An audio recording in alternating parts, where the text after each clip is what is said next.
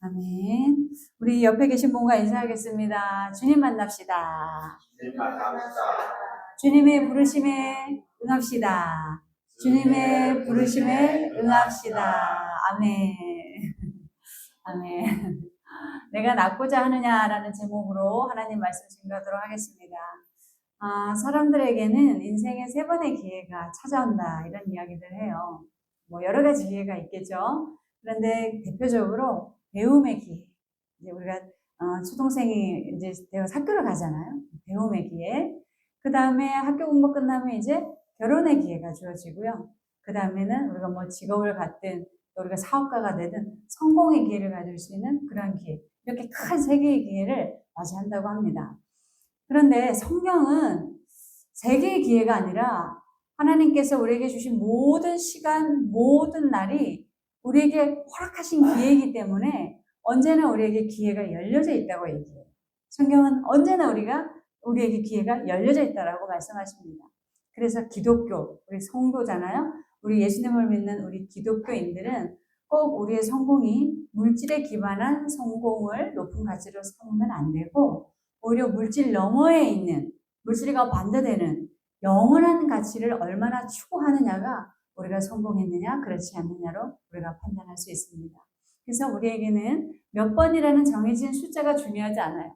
우리에게 성공의 기회가 뭐 몇 번 주어졌느냐, 우리가 얼마만큼 성공했느냐, 몇 번이냐 이런 게 중요한 게 아니라 우리는 영원한 것에 비중을 두고 살아갑니다. 하나님이 영원한 것을 기회를 주셨다는 겁니다.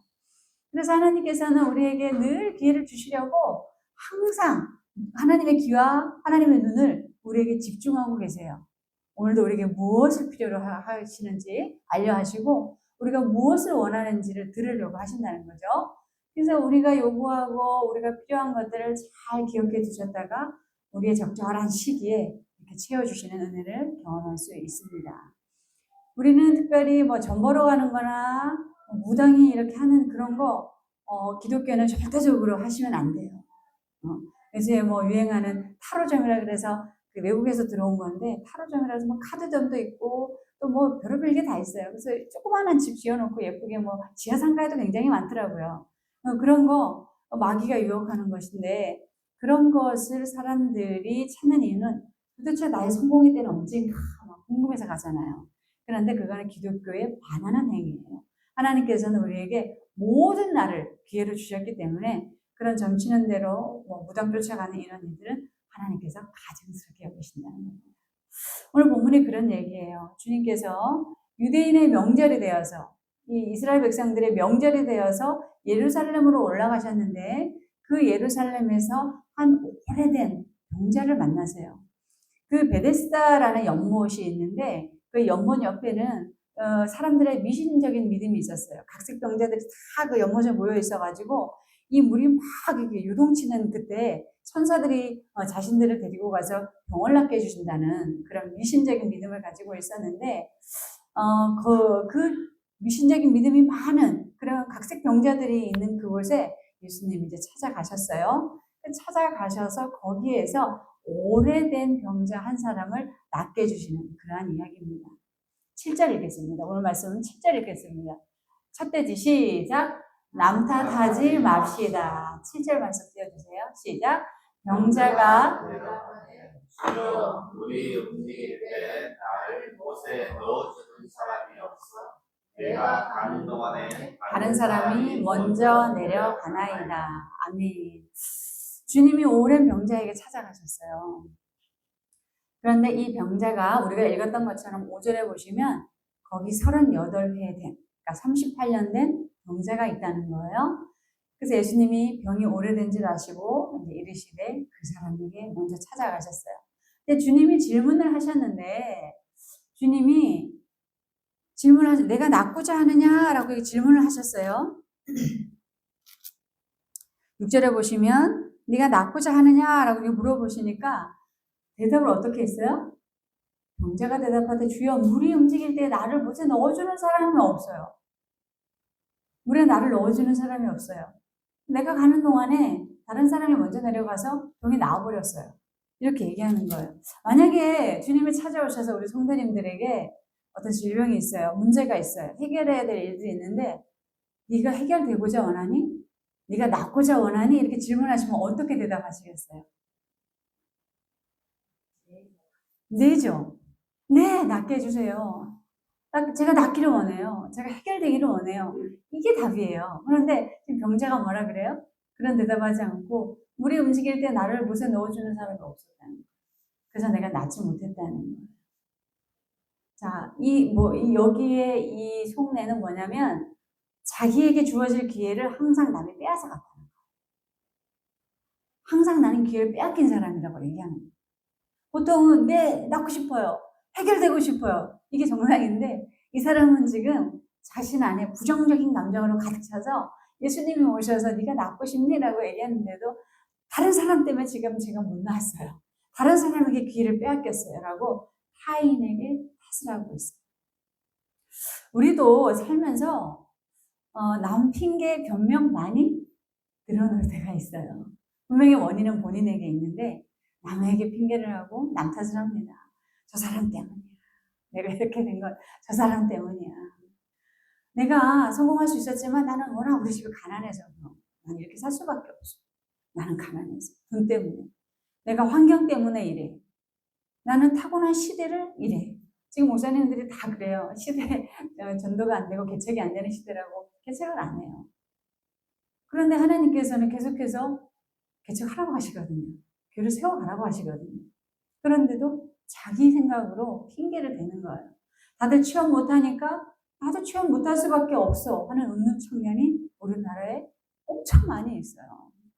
그런데 이런 정말 외부적인 문제가 정말 맞다면, 그것이 맞다면 정주영 회장이나 스티브 잡스나 일론 머스크 같은 이런 정말 어렵게 자라나서 성공한 사람들이 있을 수 없다는 거. 있을 수 없어야 돼요. 그러나 이 사람들은 오히려 자신들의 열악한 환경으로 인해서 성공한 사람들이에요. 열악한 상황들을 이용해서 좋은 연료로 만들어서 성공한 사람들이 되어졌습니다. 그래서 기독교 변증가 C.S. 루이스라는 사람이 핑계나 변명은 사탄이 주는 것이다. 이렇게. 마귀가 주는 것이라는 거예요. 왜냐하면 내가 스스로 책임져야 할 일인데 남 탓을 하는 거잖아요. 이게 마귀적인 것이에요. 또 하나님이 우리에게 이 모양 저 모양으로 부르실 때 있어요. 예배드리자, 전도가자, 선교가자, 또 가난한 사람들을 도와라, 또 베풀며 살아라 이렇게 말씀하실 때 이런 핑계 저런 핑계 저희 교회가 상황이 안 돼요. 아직은 안 돼요. 또 제가 여유가 없어요. 교회가 여유가 없어요. 또 너무 바빠요. 들어보니까 교회가 너무 타락했던데요. 가봐도 별 볼 일 없죠. 이렇게 얘기하시는 분들이 있어요. 그리고 내가 봉사를 하고 싶지만 여건이 안 돼요. 여유가 없어요. 그리고 또 교회 안에 계신 분들은 내가 저 사람 때문에 상처받아서 나는 할 수 없어요. 저 사람 때문에. 저 사람이 나를 잘못하기 때문에 나는 저 사람을 사랑할 수 없어요. 이런 식으로 핑계를 댄다는 거죠. 성경은 하나님을 가까이 함이 복이라고 해요. 하나님의 말씀대로 살아가는 것이 복이라고 얘기합니다. 그런데 이런 하나님의 부르심을 외면하면 하나님의 은혜 밖으로 점점 멀어지는 사람이 돼요. 하나님은 이렇게 여러 가지 이유로 핑계댄 자들에게 요한복음 15장에 시작 그 죄를 핑계할 수 없느니라. 우리의 변명이나 핑계는 하나님 앞에서 죄가 될 수 있다는 거예요. 그래서 교훈받을 만한 일화를 제가 하나 소개해드리자면은 히틀러 정권 시대 때 히틀러가 유대인들을 그렇게 많이 죽이는 600만이나 죽이는 홀로코스트 또 그 유대인 혈통들을 다 잡아 죽이고 그런 그 전쟁을 일으켰던 그런 사람이 교회도 많이 핍박을 했었어요. 교회를 엄청 핍박을 했었어요. 히틀러 정권이. 그런데 8년 동안 마틴 미네르라는 독일 목사님이 나치 정권에 히틀러에게 8년 동안 항거를 했어요. 8년, 교회를 핍박하니까 8년 동안 그 히틀러 정권의 나치 정권에 그 항거를 하면서 결국 나치 정권에 잡혀서 8년 동안 우리 같이 있었어요. 나치 정권에 대항을 하다가 8년 동안 같이 있었는데 감옥에서 똑같은 꿈을 7번이나 꿨어요. 어떤 꿈이냐면 하나님 앞에 사람들이 다 하나님 심판대로 다 몰려가요. 심판대 서서 하나님이 너는 왜 이렇게 살았느냐? 너는 왜 죄를 지었느냐? 이렇게 하면 거기 하나님 앞에 심판대에 서 있는 사람들은 다 잘못했다고 죄를 용서해달라고 이렇게 회개를 하는데 딱 한 사람 핑계대고 변명하는 사람이 있더래요. 누구겠어요? 히틀러. 히틀러만 이래서 저래서 이런 변명을 자꾸 물어놓더라는 거예요. 하나님 앞에서. 그런데 그때 하나님이 그 히틀러를 향해서 하나님이 이 소리치고 책망하시는 것이 아니라 그 저 뒤에 있는 이 마틴 미네르 목사님을 향해서 하나님 책망을 하시는데 히틀러가 이렇게 된 것은 다 네 책임이다. 네가 목사로서 8년 동안 히틀러 정권에 항거만 했지 한 번도 그를 위해 전도했거나 한 번도 그를 위해 기도한 적이 없다. 네가 만약 그를 위해 전도하고 기도를 했더라면 그가 이렇게 폭군이 되지 않았을 것이다. 하나님이 이 목사님에게 책망을 하더라는 거예요. 그러면 우리 같으면 그 히틀러 같은 악마를 어떻게 우리가 전도하고 기도할 수 있습니까? 라고 우리가 막 변명을 하겠죠. 이게 정상이잖아요. 변명을 하겠죠. 그런데 어떤 변명도 하지 아니하고 그 하나님의 음성을 듣고 난 그 다음부터 이분이 책을 썼는데 이 전쟁의 책임이 바로 나에게 있다라는 책을 쓰셨어요. 대단하시죠? 히틀러가 그렇게 폭군이 되어서 그렇게 나치 정권이 되어서 사람들을 죽이고 그렇게 전쟁을 일으켰던 그 이유를 히틀러를 향하지 않고 자신이 기도하지 않은 하나님께 매달리지 않은 그 책임을 자신이 졌다는 거예요. 그리고 그 책을 썼고 그는 세계 평화의 공로를 인정받아서 그 당시에 레닌 평화상이 있었어요. 소련이 주는 레닌 평화상을 받고 독일 최고의 명예상 대십자 훈장상을 받았다고 그래요. 우리도 어쩌면 지금 살아가는 동안 여러 가지 핑계나 변명이 있을 수 있어요. 하나님의 부르심 앞에 관계 회복이 있을 수도 있고 또 해야 될 일들이 있는데 그것을 게으르게 미루는 것도 있고 그래서 내 탓은 없고 사람 탓, 또 지도자 탓, 대통령 탓, 나라 탓, 정권 탓 이렇게 탓하시는 일들이 있을 수 있어요. 그러나 우리가 하나님께서 이 마틴 목사님에게 이렇게 책망하신 것처럼 어쩌면 우리 변명이나 핑계가 아닌 우리에게도 하나님께서 우리를 보고 계실 수도 있다는 것. 그래서 우리가 변명하고 핑계댈 수 있으나 그러나 그런 일들을 접어두고 정말 당당하게 하나님 앞에 살아가시면서 모든 일을 책임있게 잘 행할 수 있는 그런 우리 성도님들이 되시길 주님의 이름으로 축복합니다. 두 번째 대제 읽겠습니다. 시작. 과거에 갇히지 맙시다. 아멘. 5절에 보시면 이 병자가 몇 해가 됐다고 그랬어요? 몇 년 동안 병자로 살았다고 그래요? 38회면은 38년이죠. 그럼 거의 40년이에요. 40년 동안 병자로 살았어요. 6절에 보니까 예수께서 그 누운 것을 보시고 병이 벌써 오래된 줄 아셨어요. 그래서 그 병자에게 찾아간 거죠. 그런데 그가 예수님께 대답한 그 모습을 보면 그가 낫고자 하는 의지보다는 그는 지금 과거에 잡혀 있어요. 과거에 계속해서 기회를 놓쳐버린 거. 타인이 기회를 빼앗았다는 그 과거에 붙잡혀 있고 과거에 놓쳐버린 시간 안에 자신을 가두어 두고 있어요. 물이 움직일 때 나를 못에 넣어주는 사람이 없었어요. 계속해서 남 탓을 하며 과거에 묶여져 있는 거예요. 부정적인 전제가 깔려져 있는 거죠. 따져보면 사실 병이 낫고자 하는 간절함도 없진 않았겠죠. 있었겠죠. 그러나 다른 사람들은 다 도와주지만 나는 도와주지 않는다라는 그 수동적인 생각, 그 부정적인 생각 속에 자신을 40년 가까이 가두고 살았다는 거예요. 오늘도 지금 주님이 찾아오셔서 네가 낫고자 원하니? 라고 하는데 네, 낫고 싶어요. 이게 아니죠. 남 탓하고 있는 거예요. 수동적으로 기다리고 있는 거예요. 누군가 나를 도와주기를. 우리가 만약에 주님을 만났다, 주님이 지금 이 자리에 오셨다 그러면 우리는 어떻게 해야 될까요? 주님을 붙잡고 매달려야 돼요. 주님을 꽉 붙잡으셔야 돼요. 제발 낫게 해달라고 간청해야 하는 것이 맞습니다. 마태복음 20장에 보면 말씀 띄워주세요. 우리 함께 읽겠습니다. 시작. 그들이 여리고에서 떠나갈 때에 큰 무리가 예수를 따르더라. 맹인 두 사람이 길가에 앉았다가 예수께서 지나가신다 함을 듣고 소리질러 이르되 주여 우리를 불쌍히 여기소서 다윗의 자손이여 하니 무리가 꾸짖어 잠잠하라 하되 더욱 소리질러 이르되 주여 우리를 불쌍히 여기소서 다윗의 자손이여 하는지라. 예수께서 머물러 서서 그들을 불러 이르시되 너희에게 무엇을 하여 주기를 원하느냐. 이르되 주여 우리의 눈뜨기를 원하나이다. 예수께서 불쌍히 여기사 그들의 눈을 만지시니 곧 보게 되어 그들이 예수를 따르니라. 아멘. 지금 이 수동적으로 앉아있는 40년 되어진 이 병자와 이 소경들의 모습이 너무 다르죠. 너무 다르죠. 예수님이 지나가신다는 소문을 들었어요. 그러니까 소리를 듣고 막 어디 있는지도 몰라요. 근데 사람들이 지나가면서 웅성웅성하니까 이 지나가시나 보다 하고 주여 다윗의 자손이여 막 부르는 거예요. 그런데 그 주변에서 예수님의 제자들이 조용히 시끄러워하고 막 꾸짖었어요. 그런데 거기 아랑곳하지 않고 이 소경들이 다시 주여 주여 우리를 불쌍히 여기소서 그러니까 예수님이 보신 거예요. 너희들 뭘 원하니?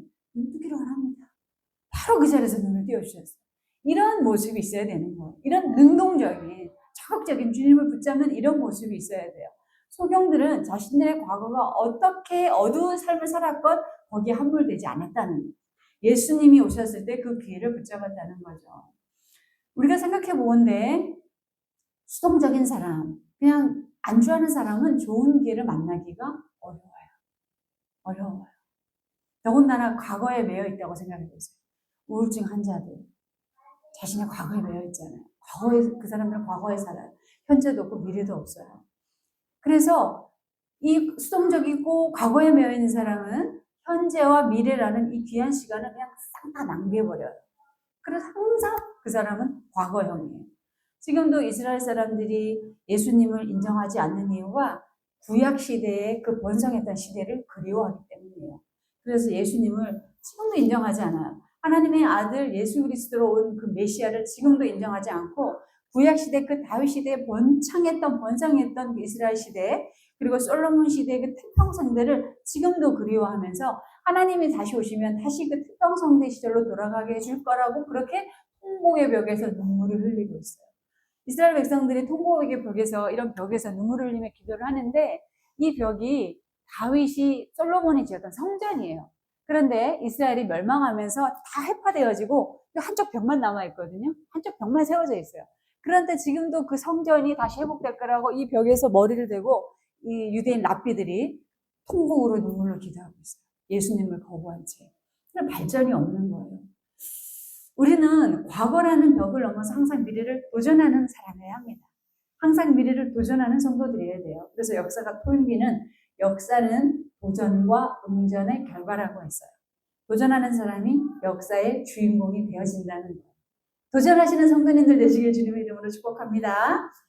그리고 스스로 만드는 미래라는 책을 보면 그 벤자민 하디라는 작가가 이렇게 얘기했어요. 우리가 현재 살고 있지만 미래에 사는 것처럼 살래요. 우리 성도님들 꿈이 있으시죠? 미래에 어떻게 되고 싶은 꿈이 있으시죠? 우리 손주들이 어떻게 되었으면 좋겠다는 꿈이 있으시잖아요. 우리 자녀들이 어떻게 되고 우리 가정이 어떻게 되어지는 꿈이 있으시잖아요. 그러면 그 꿈이 지금 이루어진 것처럼 하고 살으라는 거야. 미래를 끌어와서 살라는 거죠. 그러면 이 현재가 미래의 삶이 되어져서 살 수 있다는 거예요. 그래서 벤자민 하디가 얘기하기를 우리 혹시 영화인 그 덴젤 워싱턴이라는 사람이 있어요. 흑인 덴젤 워싱턴이라는 유명한 사람이 있는데 그분도 신실한 크리스천이에요. 그분이 이런 얘기를 했어요. 무언가 우리가 좋은 것을 마음속으로 간절히 바라는 것은 우리 성도님들에게 마음속으로 바라는 게 있죠. 좋은 것 바라는 것은 이미 그것이 당신의 것임을 알려주려고 신이 보낸 증거다. 이렇게 얘기했어요. 그러니까 우리가 이 교회가 하나님의 거룩한 성전이 되어서 정말 힘들고 어려웠던 영혼들이 다 살아나는 역사가 교회가 될 것이다. 그런 교회를 갈망한다. 꿈꾸고 있다. 그러면 그것이 우리에게 하나님이 이미 소원하게 하셨고 하나님 주신 증거라는 거예요. 그 증거는 뭐예요? 이루어지는 것이에요. 그래서 그런 미래를 그리며 우리가 미래의 삶을 현재 살아가면 그런 미래가 우리에게 이루어진다는 겁니다. 우리 성도님들에게 있는 각자의 미래에 꿈꾸는 일들이 있을 거예요. 그것을 이 현재로 가지고 와서 사세요. 과거는 생각하지 마시고 현재에 가지고 와서 사시면 그 미래가 이루어진다는 거예요. 그래서 벤자민 하디라는 작가가 5년 계획, 10년 계획을 세우면서 그것을 미리 이루어진 것처럼 믿고 살았다.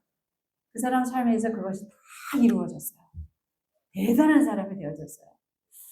빌립보서 3장 시작. 형제들아 나는 아직 내가 잡은 줄로 여기지 아니하고 오직 한 일 뒤에 있는 것을 잊어버리고 앞에 있는 것을 잡으려고. 뭐라 그래요? 나는 내가 잡은 걸로 여기지 않아. 나는 지금 만족할 수 없다는 거예요. 한 일 뒤에 있는 것을 잊어버린대요. 그리고 앞에 있는 것을 잡으려고 14절 표대를 향하여 그리스도 예수 안에서 하나님이 위에서 부르신 부름의 상을 위하여 달려가노라. 분명히 하나님께서 우리의 미래에 준비해 놓으신 부름의 상이 있다는 거예요. 그래서 과거에 집착하지 않고 매여 있지 않고 미래를 향해서 나가는 사람이다 이렇게 얘기했어요. 이것은 하나님께서 우리에게 주신 말씀이라는 거예요. 우리의 과거가 얼마나 힘들었던 괴로웠던지 암울했던지 우리가 주님 안에서 살면 얼마든지 미래의 사람으로 살아갈 수 있습니다. 고린도후서 5장 시작. 그런즉 누구든지 그리스도 안에 있으면 새로운 피조물이라. 이전 것은 지나갔으니 보라 새 것이 되었도다. 아멘. 우리가 예수님을 만난 그 이후부터 우리는 새 것이 되도록 세팅이 되어 있다는 거예요. 그래서 절대로 과거의 어떤 문제나 과거의 어떤 힘들었던 것에 연연하지 마시고 미래지향적인 그런 삶을 살아가시길 주님의 이름으로 축복합니다. 세 번째 가지 읽겠습니다. 시작. 고난이 주님을 만나게 합니다. 아멘. 오늘 이 병자는 자신의 병을 통해서 예수님을 만났어요. 성경에서는 병을 통해서 예수님을 만났지만 주님은 우리가 가지고 있는 어떤 그 고난, 어떤 어려움 그런 것을 보시고 우리를 찾아오신다는 거예요. 6절에 보시면 말씀 6절 한번 보시면 그가 누운 것을 보시고 자 예수님 보시고 있다는 거예요. 그가 누운 것을 보시고 예수님이 우리 성도님들도 보고 계신다는 거예요. 보고 계셔요. 그리고 병이 오래된 줄을 아시고 예수님이 하나님이 다 아신다는 거예요. 하나님께서는 우리의 모든 환경과 형편, 우리의 생각까지도 다 알고 계세요. 다 보고 계세요. 그래서 우리를 찾아오실 때 어떤 통로로 찾아오셔요? 어려움, 고난, 질병 이런 통로로 우리를 찾아오신다는 거예요. 어제도 우리 청년 두 사람이 와서 예진, 예빈이 4명이 이렇게 교제를 했어요. 저랑 이제 교제를 이렇게 하는데 청년들이라 아직 뭐 이제 30대니까 뭐 그렇게 인생에 그렇게 큰 파동은 없었을 거 아니에요. 그러니까 고난이 있었어 없었어 이렇게 물어보면 아직 자기 인생들이 고난은 없었대요. 그래서 아직 인생이 짧으니까. 그런데 하나님을 믿는 것도 이 고난이 없고 어려움이 없으니까 그냥 하나님이 그렇게 확 믿어지는 게 아니에요. 그냥 피상적인 좀 그냥 하나님 계시나 보다 요 정도 깊게 못 만나는 거야. 그래서 제가 그랬죠. 너희들에게 이제 70, 80 이제 오랜 인생을 살아가다 보면 고난이 있을 것인데 그 어려움을 통해서 하나님 찾아오신다 이런 얘기를 했어요. 이것은 저주의 말이 아니라 복의 말이에요. 우리가 그냥 있을 때 그냥 평범할 때 하나님 만나러 가면 좋은데 우리가 평안하고 그냥 아무 문제가 없을 때는 굳이 하나님 찾지 않아요. 그렇지 않나요? 우리가 그냥 평안할 때는 굳이 하나님이 필요하다고 생각 안 해요. 근데 나에게 어려움이 있고 문제가 있고 내가 해결되지 못하는 그게 있으면 무엇이라도 붙잡고 싶은데 그게 하나님께로 향할 수밖에 없다는 거예요. 그래서 고난은 우리에게 축복이 되어집니다. 8절 일어나 내 자리를 들고 걸어가라. 예수님께서 그 오래된 병자를 보시고 아시고 찾아오셔서 일어나 내 자리를 들고 걸어가라 이렇게 해주셨어요. 15절 보시면 시작. 그 사람이 이 사람은 이제 그 나은 사람이에요. 그 사람이 유대인들에게 가서 자기를 고친 이는 예수라 이렇게 얘기하는 거예요. 예수라. 자기를 고친 이는 예수라. 이 질병이 있을 때는 질병 있는 사람들은 장애인이라고 해서 성전 안에 들어가지 못해요. 엄격히 구별되죠. 그러니까 차별당하는 거죠. 소외당하고. 그런데 이 사람이 얼마나 성전에 들어가서 함께 예배를 하고 싶었겠어요. 그래서 이제 다 병을 고침을 받고 막 성전에 가서 어디에 가서 나의 병을 고쳐준 건 누구라 그래요? 예수님이다 이렇게 얘기하는 거예요. 그러면서 하나님의 영광을 드러내는 주인공이 되어졌다는 거예요. 고난이 우리의 삶을 힘들게 하는 건 분명합니다. 절망에 빠뜨리기도 해요. 그러나 그것이 단줄 알고 주저앉아 버리면 일부만 해요. 일부만. 우리에게 있는 고통은 반드시 하나님을 만나게 된다는 사실을 기억하셔야 해요. 그래서 우리가 내가 무엇을 갖고, 어떤 어려움을 갖고 있든, 어떤 문제를 갖고 있든, 그것이 사소한 것이다 할지라도, 그것을 하나님 앞에 믿고 맡기며 기도로 구하세요. 하나님께서 해결해 주세요. 하나님께서 해결해 주시는 그 순간이 다가온다는 거예요. 이 병자에게도 자신을 낫게 해주고, 또 성전에 들어가서 예배하는 것도 너무나 감사한 일이었지만, 이 병자에게 영광은 정말 그 많은 병자들 중에 자신이 고침을 받았고 자기가 하나님의 영광이 되어졌다는 거예요. 하나님께서 일하시는 통로가 되어졌다는 거예요. 이런 어려움은 우리를 인생을 역전시켜 줍니다. 우리가 잘 아는 안데르센 아시죠? 동화 작가 안데르센. 그 작가는 미운 오리 새끼를 썼어요. 미운 오리 새끼 내용 아시잖아요. 그 오리, 여러 마리 오리가 있는데 거기 한 마리 유독 다른 미운 오리가 있는 거예요. 근데 알고 봤더니 그 미운 오리가 나중에 백조였잖아요. 백조. 안데르센이 너무 가난해서 초등학교도 못 갔어요. 그리고 아버지는 알코올 중독자여서 맨날 어머니와 자신을 학대하고 폭행을 당해야 했습니다. 그리고 너무 못생겨가지고 사람들이 너는 왜 이렇게 못생겼냐? 이렇게 못생겼다는 놀림도 많이 받았어요. 그런데 항상 그 어머니가 혹시나 신자셨고 안데르센을 위해서 열심히 기도하셨어요. 훗날 그가 미운 오리 새끼를 쓰고 아주 대작가가 되어지고 성냥팔이 소녀를 쓰며 대작가가 되어졌을 때 그가 이런 고백을 합니다. 내가 가난을 겪어봤기 때문에, 그 극한 가난을 겪어봤기 때문에 성냥팔이 소녀를 쓸 수 있었고, 내가 그렇게 밉다고 못생겼다고 놀림을 받았기 때문에 미운 오리 새끼를 쓸 수 있었다. 그러니까 안데르센에게 있어서 이 가난과 자신의 그 놀림은 결코 저주로 끝나지 않았어요. 축복의 통로가 되게 하셨어요. 하나님이. 우리에게도 어려운 일, 힘든 일 있으시죠? 그거 어떤 것이라도 주님이 축복 주실 것을 믿고 주님께로 맡겨드리시길 주님의 이름으로 축복합니다. 그러면 주님이 만져주시고 고난의 바닥을 치고 비상하는 힘을 역전하시는 인생을 만들어 주실 것입니다. 이런 인생들이 되시길 주님의 이름으로 축복합니다. 함께 기도하시죠.